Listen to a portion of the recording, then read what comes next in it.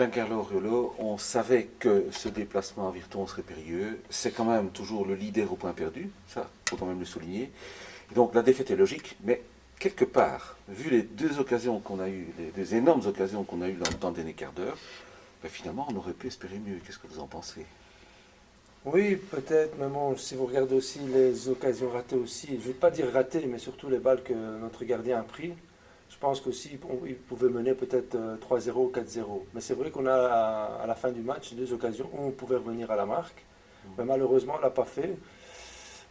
Puis c'était de grosses occasions, voilà. Mais maintenant, on savait que ça n'allait pas être facile, on le savait du début, mais je pense qu'on s'est mis plus en difficulté nous-mêmes, parce que j'avais demandé à certains joueurs de rester en place, en position, et au fait ils ont sorti de position, et comme c'était des joueurs qui aiment bien euh, jouer en mouvement, en vitesse, ben, on s'est mis nous-mêmes dans les problèmes.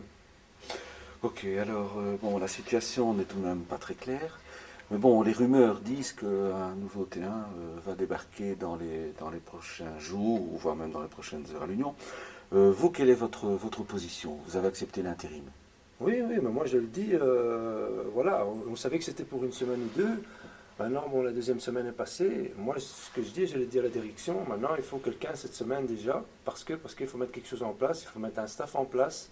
Et voilà, je pense que la direction est prévenue, est au courant. J'ai encore discuté avec le président ce matin. Voilà, je pense qu'ils sont à la recherche activement. J'espère qu'il y aura quelqu'un déjà pour mercredi, quoi. Ok, alors, bon, indépendamment des blessés et des joueurs qui seraient douteux, dont malheureusement Anthony Cabé pour la visite de la Louvière dimanche au Parc du Den, la Louvière est un club que vous avez fréquenté en tant que joueur, ça n'est plus tout à fait le même. Que représente aujourd'hui la Louvière dans cette division 3? Aussi un gros Bah, poisson. c'est une valeur sûre, c'est sûr. Mhm. Je veux dire, ils ont des bons joueurs, ils ont toujours eu des bons joueurs à la Louvière. Du temps que moi j'ai joué, c'est pas la même chose. Maintenant, c'est plus une fusion avec l'Union du Centre.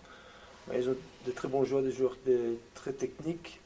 Je veux dire, ils ont toujours eu des bonnes équipes. Que ce soit l'Union du Centre avant, maintenant la Louvière. Euh, je pense qu'ils ont une équipe solide, portée vers l'avant, un peu comme Virton, avec plus de technique, je pense. Oui, la Louvière qui, me semble-t-il, a d'ailleurs battu Virton C'est lors ça. de la confrontation 1-3. Donc c'est quand même tout dire de la valeur de cette équipe de la Louvière. Mais enfin, bon, on joue chez nous, donc le contexte sera différent. Oui, bien sûr, il faudra déjà montrer autre chose qu'on a montré à Virton, même si on avait été là-bas pour prendre quelque chose, malheureusement on n'a rien ramené.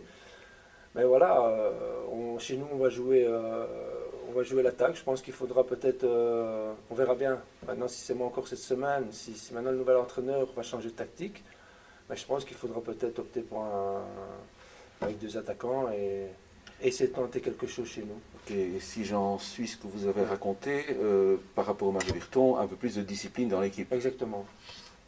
Ouais, Voilà. un peu plus de discipline parce que je vous dis, il y a plusieurs joueurs. J'avais demandé de rester en position, ils sont sortis de position, ça a créé beaucoup de problèmes à l'équipe. Voilà.